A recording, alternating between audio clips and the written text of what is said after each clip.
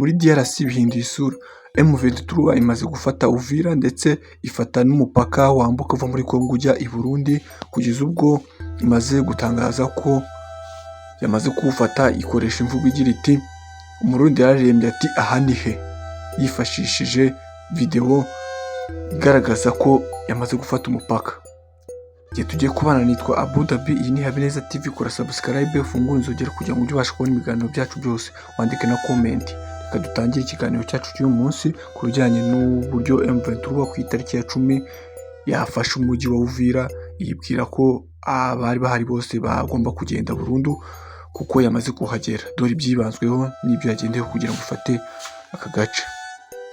M23 yitangaje iti Uvira is now under full control of M23 force. Our disciplined and patriotic troops have secured the city to restore peace and protect the people. Yavuze ati ubu ngubu Uvira iri kugenzurwa na M23 force, uvuga ngo ingabo za M23 nizo ziyoboye kandi muri discipline ndetse no gukunda umurimo kwabo, kandi bakomeje gucunga umujyi neza no kugarura mu mahoro barinda n'abaturage. Ku bijyanye n'umupaka bafashe, bavuze ati Burundi has now shoot it border with the DRC the same way it closed or crossing with Rwanda years ago, leaving Tanzania its only open neighbor. Is this a sign of regime in panic? Has Ndayishimiye's rule reached its final chapter? Ni ukuvuga ko bamaze gufata umupaka uhuza Kongo ndetse n'u Burundi, ari naho hegereye u Rwanda. Bakaba bavuga ko inzira isigaye yonyine ari iyo kunyura muri Tanzania mu gihugu cy'abaturanyi kugira ngo babashe kuhagera.